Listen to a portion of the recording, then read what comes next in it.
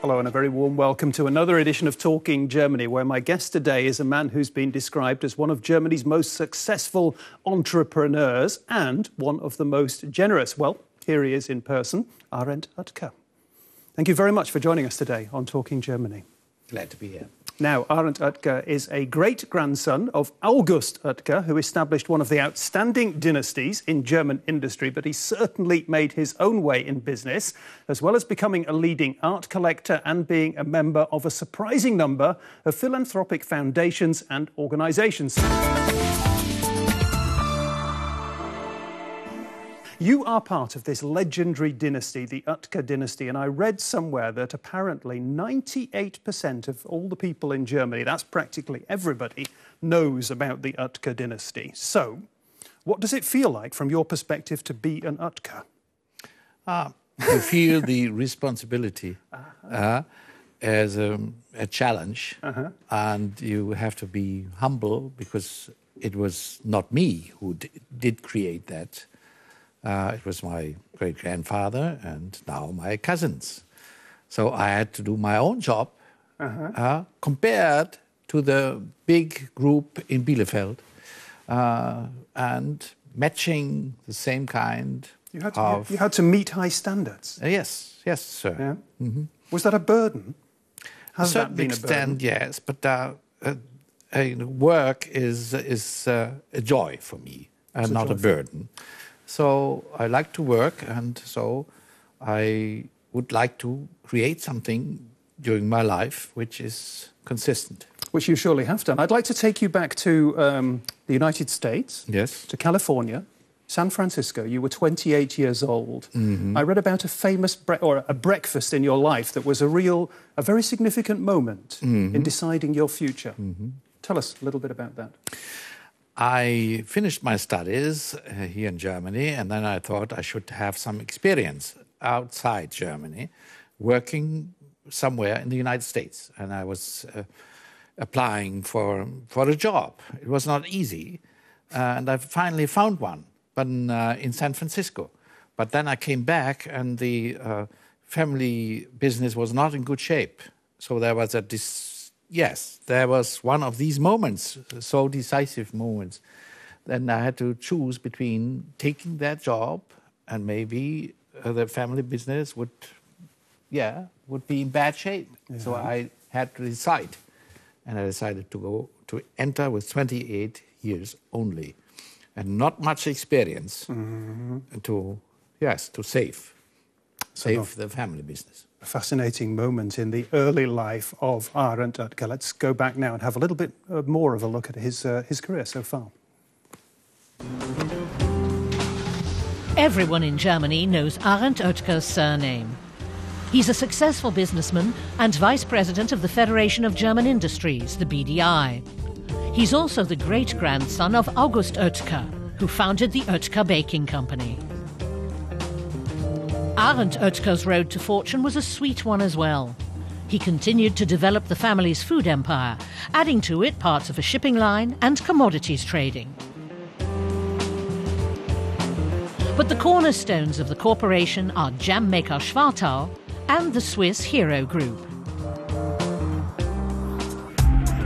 Arend Oetker was born in 1939 and grew up in an old manor house near Detmold in North Rhine-Westphalia. His mother Ursula inherited the then struggling Schwartau Food Company as part of her share in the Oetker family estate. After attending high school and university, in the 1960s, Arend Oetker successfully restructured the company his mother had received. He made Schwartau into a market leader, not only for jams, but also for baking products and cake decorations. Entire generations grow up eating Schwartau. Öffnen Sie das Tor zu Ihrem Garten und pflücken Sie ein paar köstliche Erdbeeren aufs Brötchen. Ja, Schwartau bringt Ihnen den Garten ins Haus für nur 1,75. Oetker has a degree in political science and he's also studied business. For 3 years, he was the CEO of a steel and synthetics concern before he began to concentrate on his own group of companies in 1989.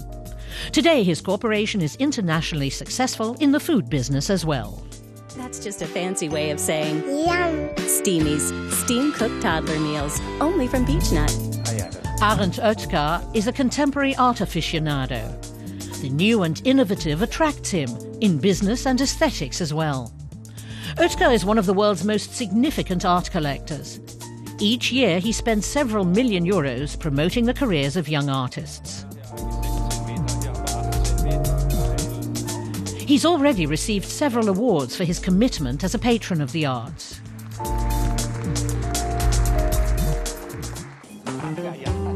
Now 71, he's married and has 5 children. He lives in Berlin with his second wife. Arend Oetker is everywhere, whether it's in the arts, business or science. In addition to his role as an executive, he's taken on many prominent tasks and offices. And today he's our guest on Talking Germany. Arend Oetker.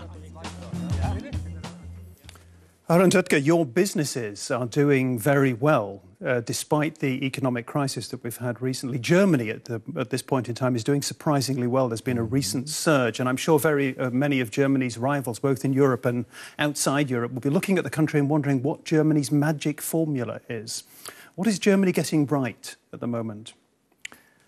I think the wealth creating is in Germany is essential by innovating always the processes and being very good in research and development and in marketing. The combination of both is the clue. And I think we have been very good at that, in having not sold out the industrial basis to the rest of the world.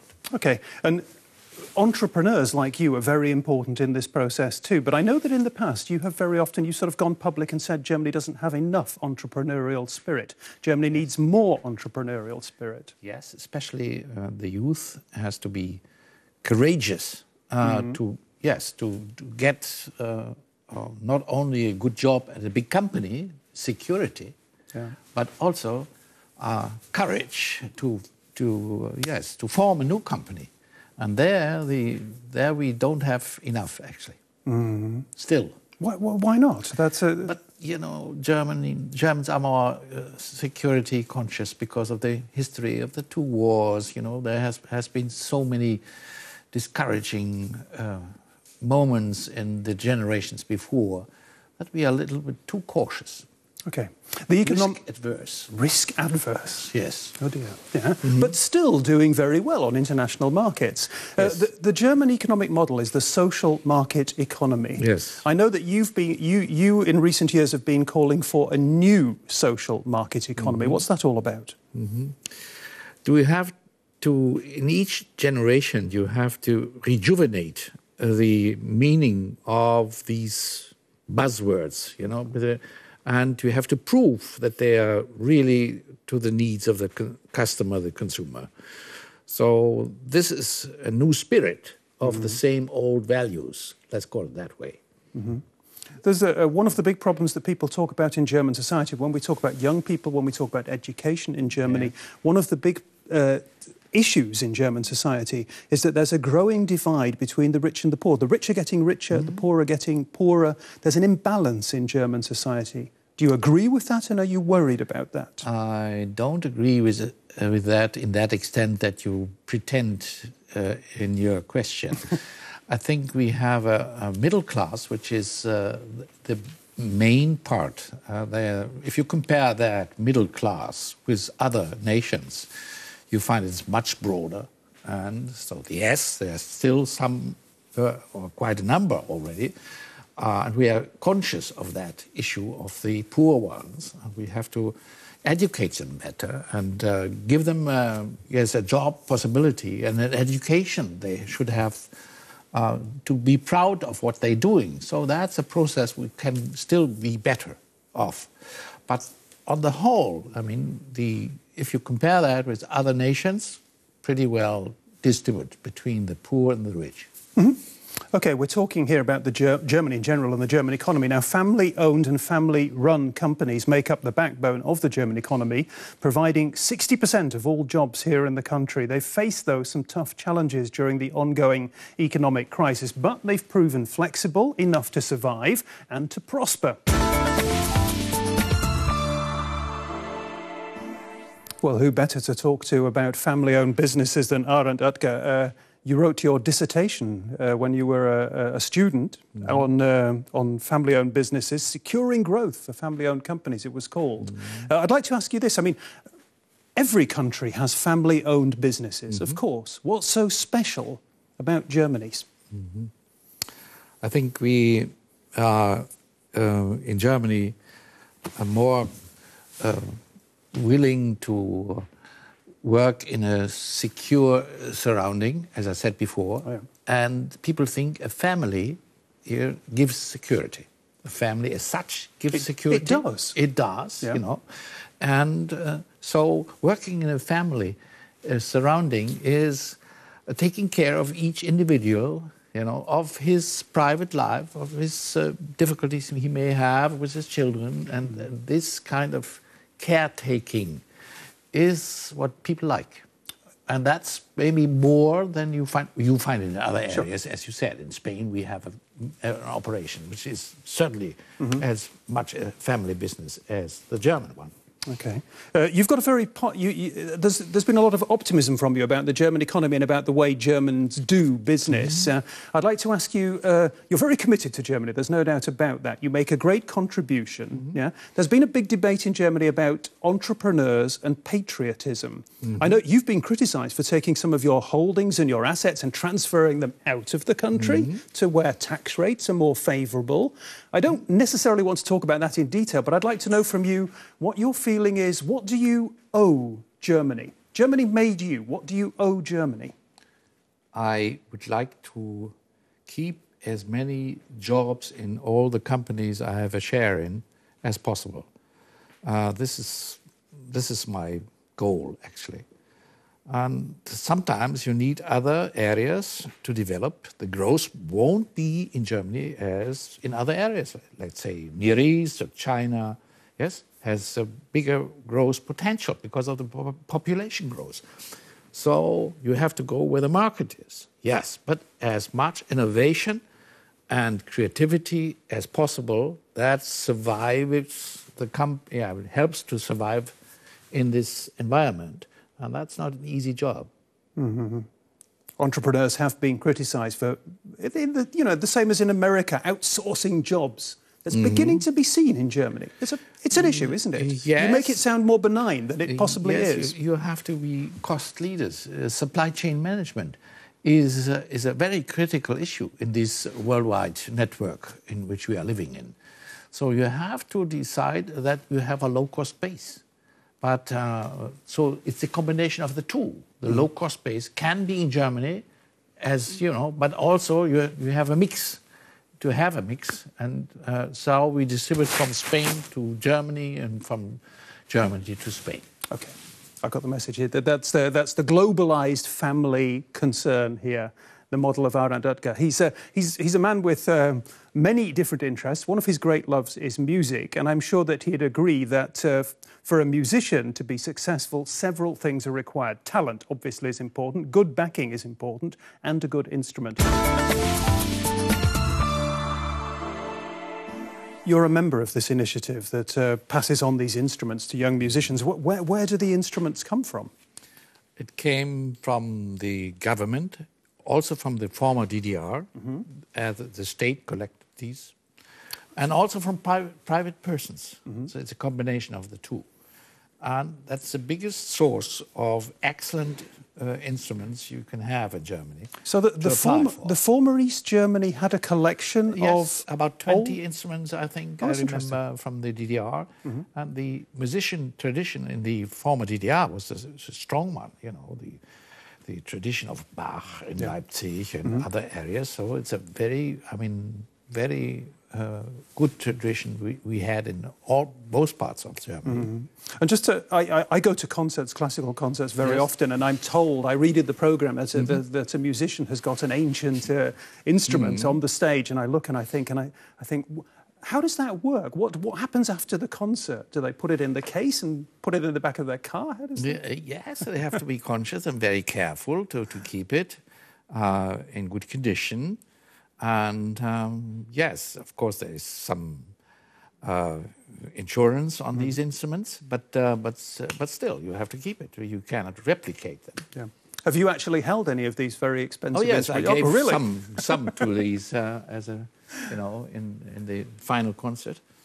Yes, I did. So you actually hand the instrument over? No? Yes. Oh wow! Sometimes. Were you nervous? Yeah. One would be. I'd be terrified. Yes. You're interested in music. You're interested in art as well. I've got a quote here. You have your art collection, quote unquote, is one of the most respected private art collections in Europe. It's a. You're nodding and shaking your head at the same time. It's an exaggeration. You'll accept that. No, it's exaggeration. It's a very fine collection. Everybody agrees. The commentators. Yeah. It's a collection of contemporary art. Avant-garde contemporary art. Yeah. How does that fit together with you? You declare yourself to be a conservative.